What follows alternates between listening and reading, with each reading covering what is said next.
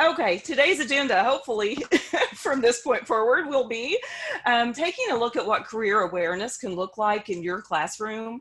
And I know we have a lot of different people with a lot of different age groups and that kind of thing on the call. And so we're going to look at different, age groups and kind of what that might look like for you. And then sharing some strategies with you about career connections and what those look like at the different grade levels. And then hopefully we'll have time to establish an industry network and talk about how to do that. So we'll see if this will move forward. All right. I think we're getting there now. Let's see. Okay, in the pre-K elementary classrooms, and again, not sure how many people we have, on the call today that are necessarily elementary, but in the really early grades, primarily we're looking at awareness. Students are just becoming aware of what different careers there are. And you know that students come to school with some awareness before they ever get there, but they also, have the opportunity while they're at school to learn about new careers. So a lot of children know about, what it looks like to be a doctor or a nurse or maybe a fireman or a policeman, things like that, that they're, that they have experienced in life. And so what we need to do is give them experiences and help them become aware of lots of different opportunities or careers. Let's see. So some of the strategies that we have, the obvious, providing career examples that would connect to knowledge and skills that are being covered, but we can do this in a variety of different ways. And so you can, primarily in the younger grades, we want to create play centers. And so you want to be very thoughtful about those play centers. It's great to have blocks and things like that where they can build, but also to include some conversation around, building with blocks and helping the students, build maybe give them an idea of what kind of structure to build, and then let them have the freedom to build it, but then ask them, how can they improve it? And, what did they want that structure to do?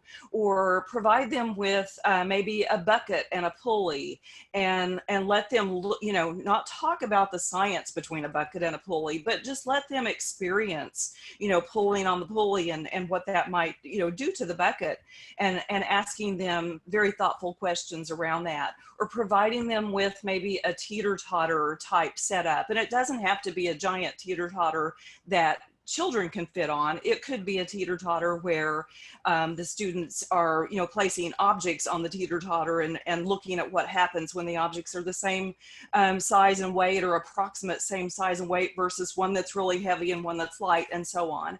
And so giving those students lots of different opportunities to play with science concepts, and also play with, different career options. And reading books, there is and this is bad because my notes are not popping up, and so I can't tell you exactly what the book titles, but there's one about Rosie the engineer. And does anybody know the name of that? It's a cute little name too, doggone it. And there are other books. And so hopefully within the notes section when this presentation is shared, you'll be able to see some of those book ideas that I researched for you. I'm frustrated that those are not wanting to show up for us. Later elementary, the awareness becomes a little bit more personal. They do start to think about, do I want to do that? Do I want to be a doctor? Do I want to be a nurse? Do I want to be an engineer? But we have to show them and help them understand what a lot of different, what does an engineer do? And those kinds of things are just, they don't come naturally. And honestly, even as adults, it's hard to put your finger on, what does an engineer do exactly? And so I have a video that I'm going to show you here in a little bit, hopefully, that will help answer that question. And even though I have it kind of in the middle school age group, I think that it would be informative for you as a teacher to be able to watch, and you could, talk about some of the concepts in this video with some of your upper elementary students. And I think it might just provide background information for you to be able to talk with even younger students. Sarah, someone answered your question. It's Good. Rosie In the Revere. chat, I can't see the chat either. So It's we're Rosie just, Revere, engineer. yes, thank you. Thank you so much. And are there any questions? I meant to stop, at the end of each little section, and I got excited and didn't do that. Any comments or questions on the later elementary or the early elementary? We've got the chat open, and as they go through and people ask questions, when they ask questions, then we have someone that we're kind of monitoring that. So we'll let you know and give you a heads up if there's. Okay, good deal. And if you know the answer, you can answer it in the chat, but please don't hesitate to let me know what those are. And so in the later elementary ages, some of the strategies that we're looking at there, we want to start providing students with more diverse examples of professionals doing their work. And so that might actually look like bringing someone into your classroom, or, one, I think, great advantage of this distance learning that we have found ourselves thrust into is that we've all gotten better with Zoom calls and with Google Meet and those kinds of things, although you wouldn't think we've gotten better based on what you're seeing from me today. But honestly, I think we have all grown in our willingness to jump online. And I think our industry friends are in that same situation. A lot of them have been working from home. And so thinking about having someone speak to your class about a specific career, and I'm kind of trying to keep the focus on STEM because that's what I do. But, you could do that with any career pathway, really. And even starting to talk about career pathways, that in and of itself, in maybe 4th and 5th grade students, they may be ready to start thinking about what it would look like for them to work in a particular job. And so if it works out for you to provide a place for a student to go, we're going to take a quick look at a scenario where a classroom did get to go and visit a paper mill, and just kind of the lasting after effects of that visit, and all the things that they learned from doing that. So we're going to talk a little bit later in the session about how you might be able to make connections with industry partners that are in your area, or even statewide, if we think about doing that, through an online or a virtual experience. Providing students with access to materials and games and that kind of thing. There's a really good STEM game, and it's really a spatial thinking skills game called SET. And if you haven't heard of that, I think if you Google it, it'll pop right up. It used to be available on Amazon. I haven't checked recently, but it's a really good game just to stimulate deep thought that your students can play, and having games like that. I know as an educator, I like to have games, in the classroom for those students that finish an assignment early, or, whatever that might look like. And so, and then there are also books that you can Google. I Googled and found several different STEM lists.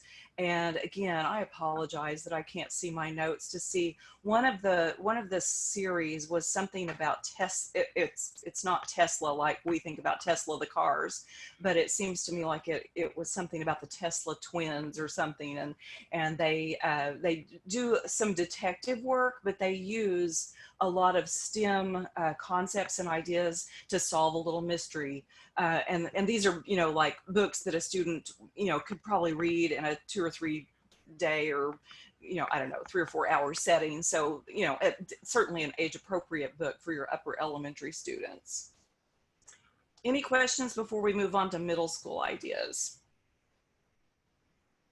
I think one other thing that I am remembering that I had in my notes, when Delbo introduced me, he said that I work for the Project Lead the Way company. And we do have elementary programming for 3 different pathways that are in the STEM arena.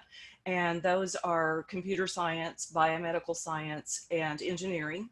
And so if you do have interest in, finding curriculum that's already written for you, and, where we've done all the heavy lifting, and it's easy for you to come in as a teacher and utilize, don't hesitate to reach out to me. I believe that they're going to share my contact information with you. And I'd be happy to have a more in-depth conversation. We actually have 43 different elementary modules. I think it breaks down to there's oh gosh, well, roughly 25 in the early grades and about 25 or so in the upper grades. And we do provide full coverage of the next gen science standards, which Oklahoma, we know, is not a next gen state, but we actually cover every single standard of the Oklahoma science standards, except for one standard in the first grade that's around the environment.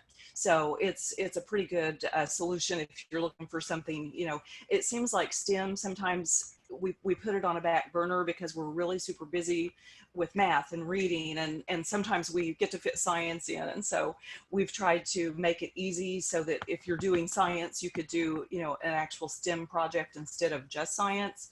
And the other thing that I love about this is it does incorporate a lot of literacy skills and math skills, you know, right into the problems.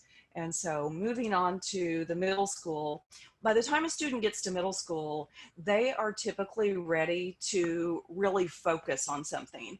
And so students, you know, maybe at the pathway level, you know, they might be ready to recognize that, you know what, I'm really good at art and I want to focus on art. Or I really like music and I want to learn to play an instrument, or, you know, maybe be in the vocal choir. Some students are ready to actually focus on STEM. Some students are going to want to focus, you know, more on maybe business applications. And so it totally is good by the time they hit middle school to offer 9-week or semester long classes that, you know, definitely look at just one pathway.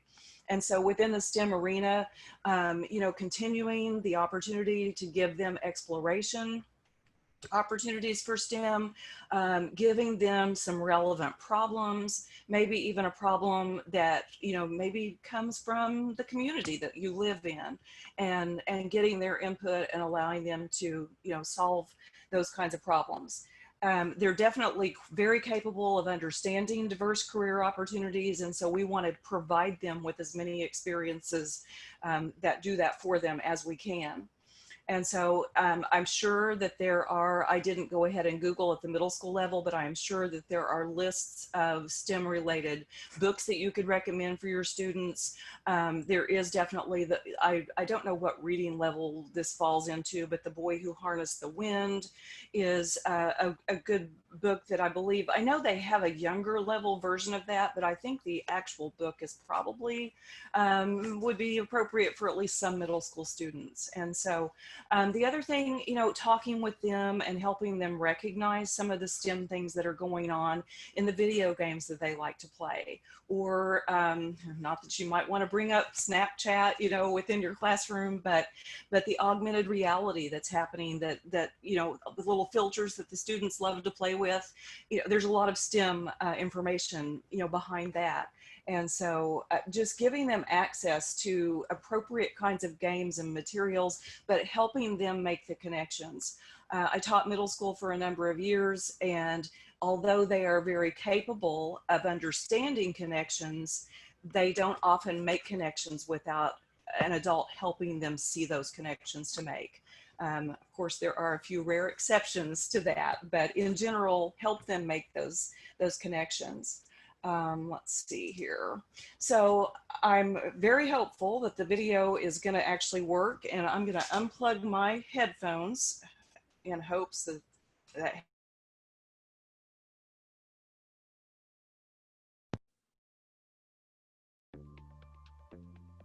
What is engineering? Let's take a moment to think about your morning. The alarm on your phone goes off at 7:03. You drag yourself to the shower and blast yourself with perfectly warm water. Turn up the volume just a little bit, Sarah. You smear your toothbrush with if you can.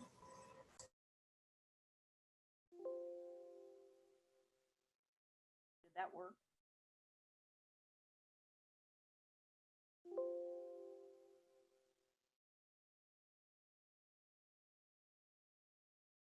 much toothpaste and scrub yourself into a foamy mess of minty freshness. You're running late, so you skate downtown, weaving through the commuters, dart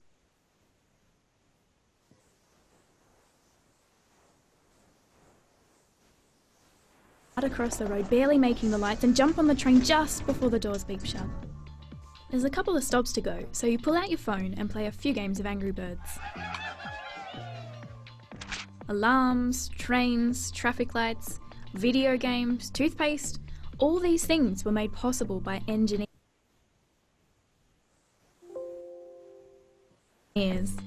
But what prompts an engineer to improve our world? Well, they solve problems. Problems are an engineer's inspiration, and maths and science are the creative tools they use to solve them.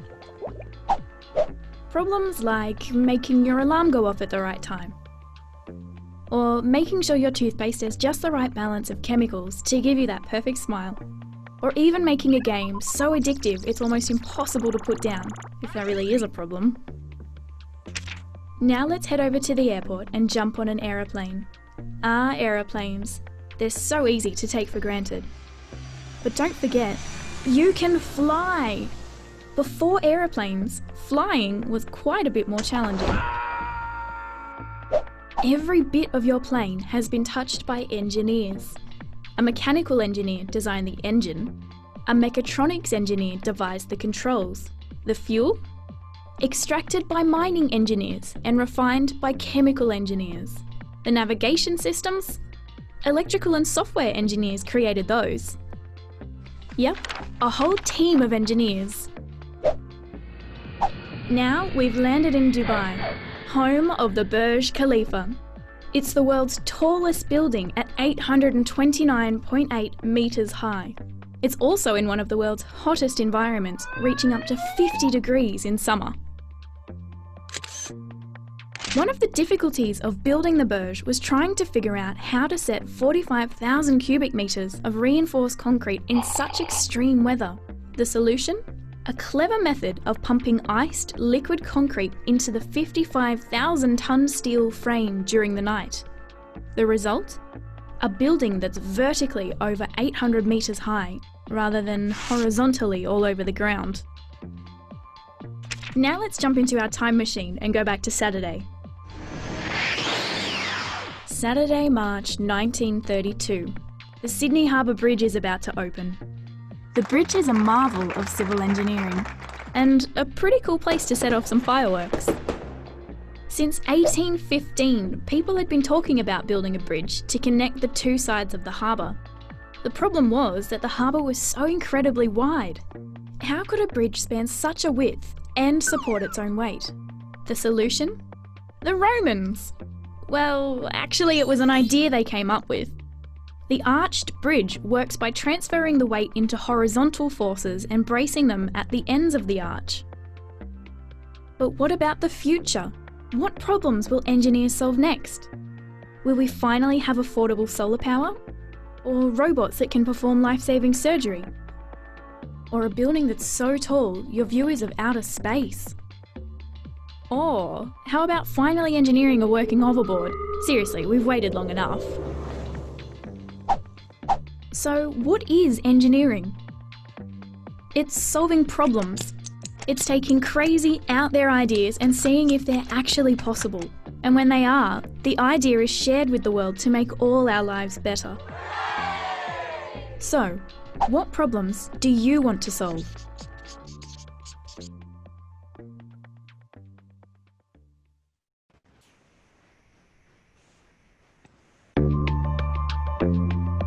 What?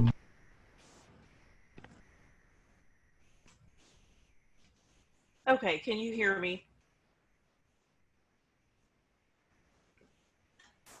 Yes, we can. Okay, thank you very much. I had to unplug my headphones and stuff, so I just wanted to make sure before I went on. I hope you could hear the video. There's a lot of information in that video that would, I think, spark a lot of conversation at the middle school level, certainly fourth and fifth graders. For one thing, it gets all the way up to 50 degrees. That's something that our kids are going, 50 degrees. They're not gonna understand that if you don't kind of fill them in or at least have that conversation. But I love the fact that it goes all over the world. It's not, and of course it wasn't created in the United States, and that's probably why. But I feel like a lot of times in education and just as American citizens, a lot of times we don't look outside our walls very often.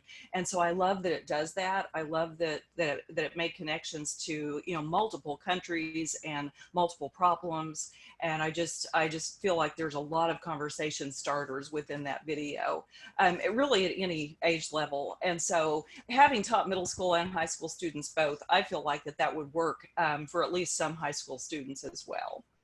And so by the time we get to high school, we're really starting to prepare for our futures. And, you know, we, in Oklahoma especially, we have the ICAP, and we're really trying to help students figure their pathway out and what academic steps do they need to take to achieve that pathway and find that career that, you know, will provide them with a living wage.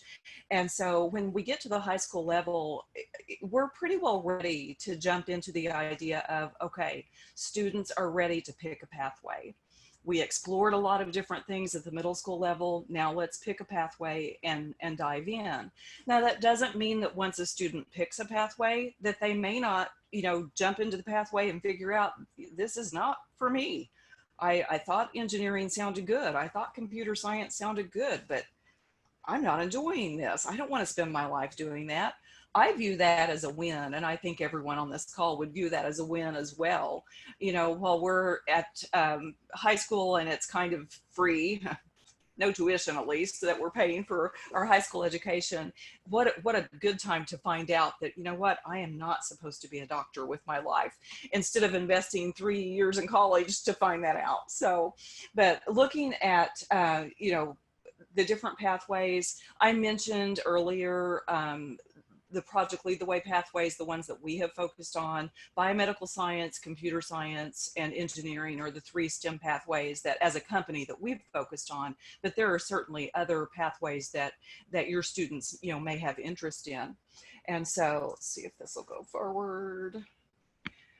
And so for high school strategies, you know, providing them again with career examples, providing them maybe with the opportunity to do a job shadowing experience or even an internship, you know, maybe as a senior or a junior capstone type experience. And I will tell you, just setting up job shadowing opportunities, if you as a teacher are coordinating that, that takes a lot of time and advanced preparation and a lot of effort. And so that's something that you want to, you know, definitely count the cost before you decide to do that. I think it's a really great opportunity, but there are ways to do it where, you know, you have the students set their own job shadowing opportunity up and you stay out of it. Or, you know, you can choose to do it where you're heavily involved in getting them placed and all of that figured out. And job shadowing, you know, as you all know, it can be a 1-hour experience or it can be a multi-hour experience. And so, you know, those are some of the kinds of questions that you have to think about kind of in advance with your students before you do that. Again, providing them with a lot of diverse examples of lots of different careers. And so inviting people to your classroom or scheduling Zoom calls with professionals in your area is still very appropriate, but I would probably narrow it down now so that if I am, you know, an engineering teacher, all of the things are going to be somewhat related to engineering. Now that doesn't rule out manufacturing is very related to engineering. So, you know, it's a wide open opportunity. And these are conversations that, you know, as you've done a few, have conversations with your students and find out what their interests are. Maybe, you know, create a little Google form survey and ask some good questions so that you can, you know, meet their needs very specifically. But don't be afraid to reach out into the world, you know, to provide those opportunities for your students. Internships and even apprenticeships are, you know, you need to work with your career tech friends and your technology centers to help you figure out how to set up, you know, a really good internship and definitely an apprenticeship type scenario. We only want to put students into an apprenticeship if they have the background information and knowledge and they're ready for that.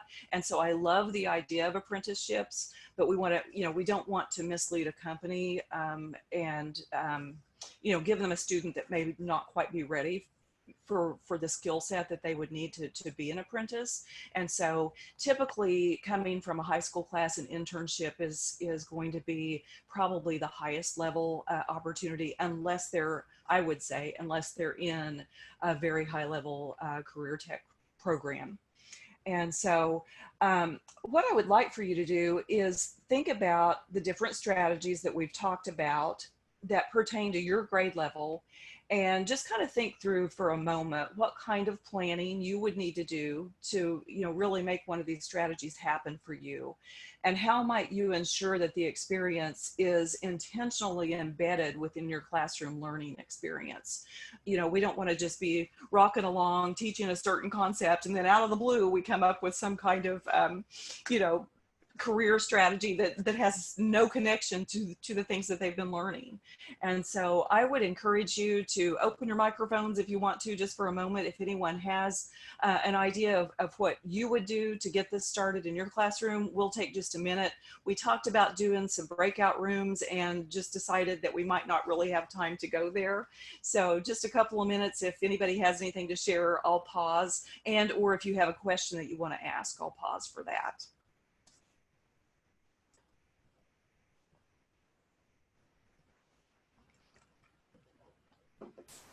Sarah, we don't have any updated questions right now in the chat. Okay, that works. That works.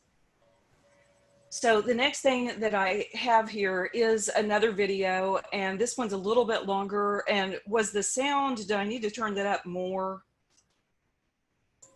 No, I think it was about right. Did it wind up being okay? I couldn't tell on this end at all. So this little video is a nice video, and it's not too, I can't remember exactly how long it is. It's not too long, but I wanted to show it to you because it really emphasizes the real benefit of taking a field trip.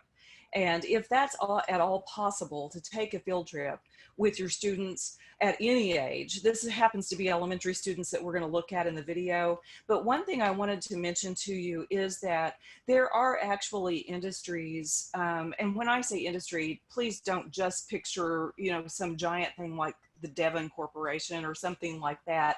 It might be more of a mom and pop type industry that's in your backyard practically. But there are folks that are willing to help pay like the bus, the gas expense to get your students there and things like that. So don't hesitate to reach out to a business and say, boy, I'd like to bring my students, but my school won't let me, you know, do the best thing. Is there any way you can help with that?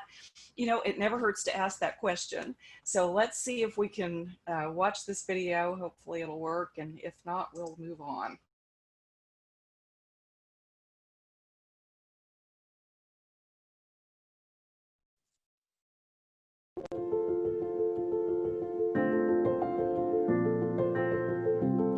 Finch has been part of this community for over 150 years, even older than the city of Glens Falls itself. The city grew up sort of around Finch paper.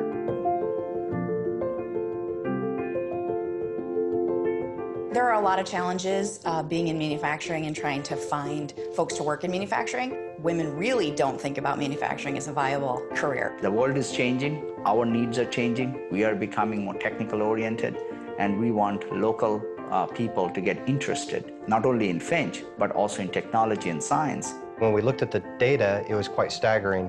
You know, boys are very prevalent in science and engineering, and girls aren't. What it meant to Finch paper was, if we're going to change the way we think about paper or about manufacturing, we need to increase the number of people in the field. And so we approached Queensbury Schools and looked for a way to get more involved with the K through 5 so we could introduce them at a younger age to these type of programs. We knew we needed to look at curriculum that was project-based, hands-on learning. We know our kids do best when they can get messy and think and problem solve.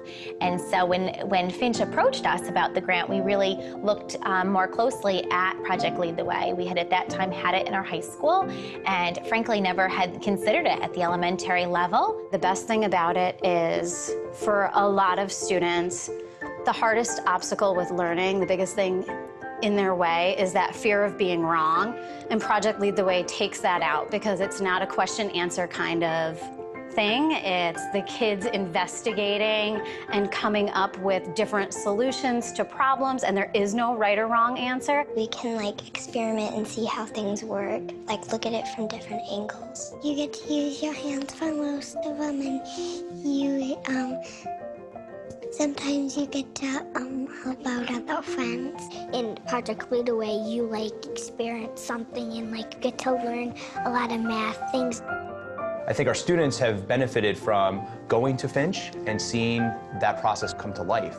The connections that the kids make with engineering and Project Lead the Way and knowing that it could lead to a job right here in Glens Falls, I think will absolutely impact them when they go to choose a career. To me, at first, I was just like, it's paper.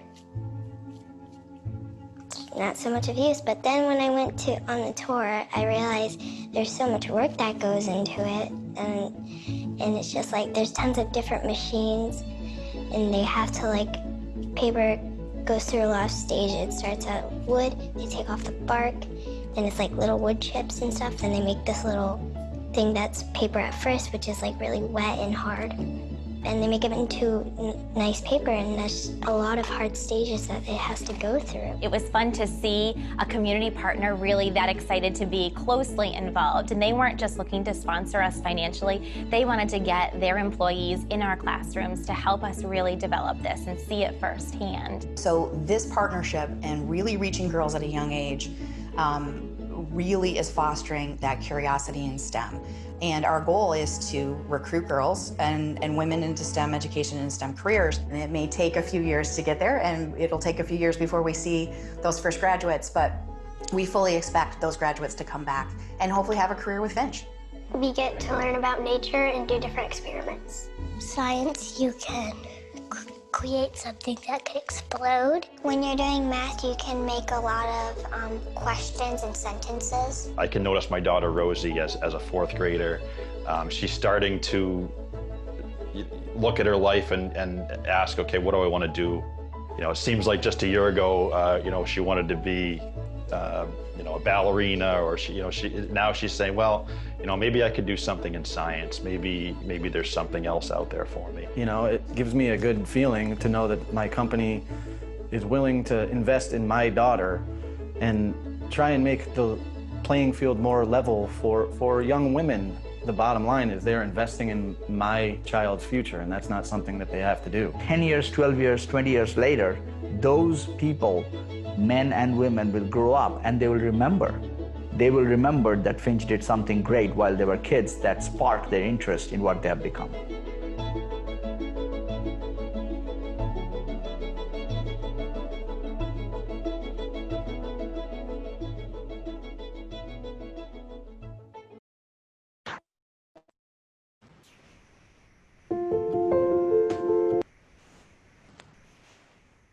Okay, would someone just confirm one more time that you can hear me?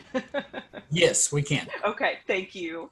We're going to kind of switch gears here and talk about how to reach out into your community and build that industry network. But before we do, I hope that you could hear the little girl, I think they said she was in first grade, that said, we can study science and figure out how to make something explode.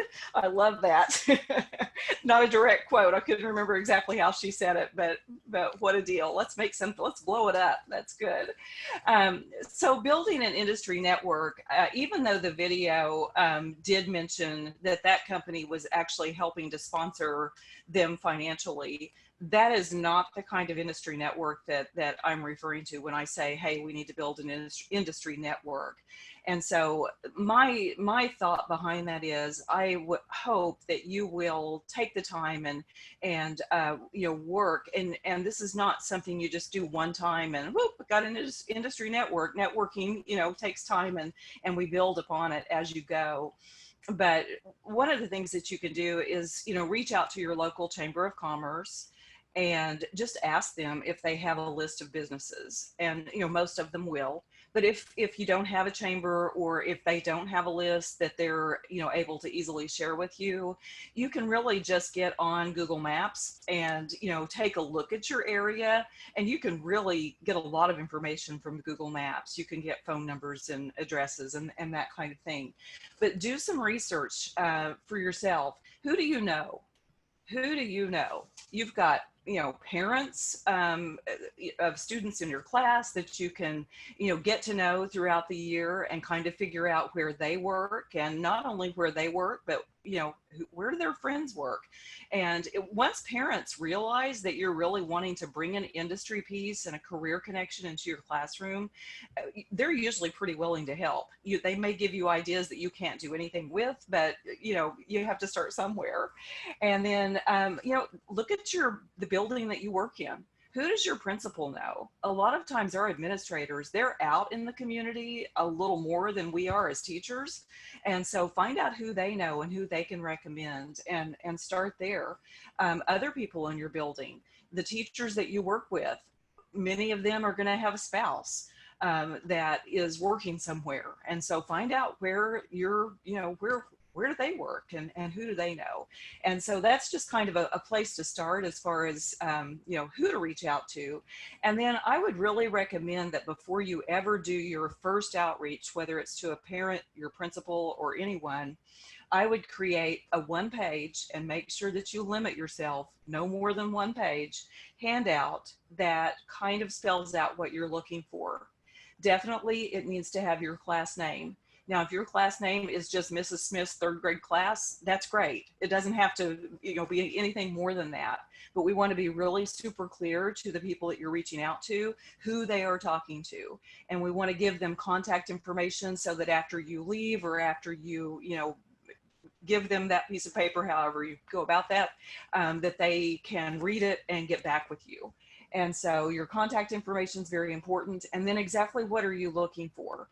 Are you hoping for a field trip? Are you wanting one of their employees to come to your class and do a presentation or a talk, or a Zoom call maybe, in the time frame that we're living right now? Do you want them to be a specific project mentor? What is it that you're needing? My recommendation is don't ask for money. Businesses are asked all the time for resources like that. And you'll build a network. What we need to do is build the network, get them in your classroom. And then if they want to volunteer some resources that are financial, that's super. But my recommendation is not to start there. In building that industry network, I already mentioned your parents, the parents of your students. I would prepare like an actual survey, and it can be a piece of paper you send home, or a Google form, or an email, or however you typically communicate with your parents. But let them know why you're asking. Ask them if they could do a 15-minute little talk or presentation about what they do at work, regardless of what it is that they do. Depending on the grade level of the students that you're actually teaching, students don't have a good feel. A lot of kids don't have any idea what their parents do at work, much less what someone else's parent does at work. And so it's valuable for students of all ages to have people talking to them and showing them and demonstrating what a day looks like when they go to work. Does their company have an educational outreach person? A lot of the larger companies actually have an educational outreach person. And, even if you're not in, a metro area that might have a large industry, a lot of those folks, when they have that educational outreach person, they're willing to, visit and actually drive to get there, or again, do a Zoom call. And then I mentioned family of your faculty and friends and that kind of thing. Definitely look at reaching out to your regional career tech. Almost every school is connected to a regional career tech. And so find out if you're specifically, remember my emphasis is STEM, so find out if they have a pre-engineering program, or a biomedical, or a computer science program. And if they do, invite that teacher to come and visit with your students, or invite some of their students to come to visit with your students and talk to them, talk to your students about what they do in their classes and what kind of career they think they're going to plan for. And start to talk. The older they get, start to talk to those students about the academic requirements. both middle school, high school, and post-secondary. What kind of college classes are they going to have to take? Or are they going to have to take a college class? And so those kinds of conversations, and please don't be intimidated. As a teacher, you're not expected to know every single thing about every career that's out there. That's totally why we need to build that industry network. And then most regional career tech centers will have a counselor that is a career counselor.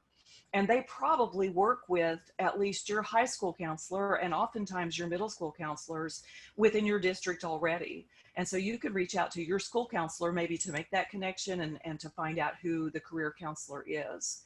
The Lions Club and the Rotary Club are great resources. A lot of times your school administrators, your principal, your superintendent, they'll have connections with folks in clubs, civic clubs in your community. So again, don't hesitate when you reach out to your principal. If they kind of, brush it off and say, oh, I don't know, ask them about their Lions Club contact. Push them a little bit so that they'll give you a good answer. And then don't forget about OSU and OU are the two that I mentioned here. Because I have worked specifically with their colleges of engineering, but each of them, they have outreach people and they are willing to actually get in the car and drive and come to visit your school, or again, to at least set up a Zoom call at this point. You can actually ask at both of the universities that I've listed here, and I'm sure you guys have regional colleges and others, so don't be put off by the fact that I just mentioned the two big ones in Oklahoma, but ask them for their students to come and talk and speak and share, what their experience has looked like. And then, the field trip to the university is certainly an option, or at least it used to be an option. Hopefully we'll get back to that. Any questions as we're moving through building the industry network? I'm going to assume that the chat's still doing okay. Yes. All right. Hang on just a second. There's just some comments here. Okay. I don't think it's a question, but go ahead. Go ahead. Okay. So we're almost finished. I appreciate you guys sticking with me this long. Another really great resource for almost every community when you're trying to build an industry network is the regional area hospital. And I mentioned earlier that students really of all ages, they're familiar with doctors and nurses, but when you stop and think about all of the different careers that live within the regional hospital, all of the different, kinds of tests that we as people go and have run at hospitals, every one of those tests has a person that has to learn how to not only use the tool, that provides the test, but they're usually it's a separate person that has learned how to read that test and give you the results. And so the radiologist and the x-ray technician and the ultrasound person and all of those different people, there are literally hundreds of different careers within the hospital. And we want our students to be familiar with more than just the doctor and the nurse or the nurse practitioner. So that's a really super place to look. Most of the larger, regional hospitals will have an educational outreach coordinator. And I would encourage you to reach out to that person. And if they're not, if they don't go into schools frequently, maybe you can help stretch them a little bit and express the need. Sometimes hospitals, they really want to do things like that, but they don't know what that looks like. And they're intimidated and they're just as afraid to reach out to you as you are to them. So, reach out and let your students research. Just pose an open-ended question to your middle school students and have them figure out what all jobs are at the hospital. And, beyond just the medical aspect of that, there's a lot of jobs at the hospital that go into the running of the hospital that we take for granted sometimes and don't think about. And then, let your students do a little investigation on what education do they need for that particular job that they've, selected to research. Is it a certification? Is it a college education? What does that look like? What training do they need to do? And so I had looked at possibly doing a poll, but I think we'll just do just a little discussion. And whether you answer these questions out loud or not, it's fine. But I hope that through this presentation that your wheels started turning and you started thinking about who you might reach out to. So I would challenge you, don't hang up or get off the Zoom call or whatever before you write down on a piece of paper, just for yourself, who is the first person or the first business that you'll plan to reach out to. So jot that down. And then how many people would you like to have come into your classroom, whether it's via Zoom or in person, to speak to your students about a career in this upcoming school year? What kind of goal will you set around that? And then I will also just leave it there for if you have questions or if there's any discussion that you would like to visit about, we can certainly do that. I'll stop the share and maybe I'll actually be able to see everyone again. It's really hard to present when you can't see people. Yeah. I figured out you couldn't see me when you asked if we could see you. Yeah, so much for presentation mode, it didn't even work. So I was supposed to have notes and, you know, the whole thing. But anyway, any questions, thoughts? Anybody going to move forward with trying to build a network to bring the career aspect into your classroom? Thumbs up, down. Yay, I got 2 thumbs and they were up. Any questions or comments? Yeah, COVID threw a big wrench in everything this year, didn't it? Well, I appreciate your time today. I believe that Kara has my contact information or someone has it. It's going to be shared. Please don't hesitate to reach out. Since I wasn't able to share all of the resources that I had in my notes that I couldn't remember, you probably know this by now, but if you go into the chat window, which again is missing for me, but I can see, oh, there it is. In the chat window, there are 3 dots. If you click on those 3 dots, there is a way for you to save that chat to your computer. And I know a lot of people went ahead and helped me out when I couldn't think of the book names that I was talking about. I saw some of those actually while you were watching the video. I was able to see the chat during that part. So there is a little bit of information in that chat. If you want to save those links and those book titles and that kind of thing, that's how you would go about that. And with that, I think I'll just say thanks, guys. Good to talk to you. Thank you so much, Sarah. We really appreciate your time. We appreciate all the good information. Had a lot of comments in chat on how valuable this information is, and oh, good. They will use it. So we really do appreciate it. Good deal. All Thank right. you so much for the opportunity. Yes, ma'am.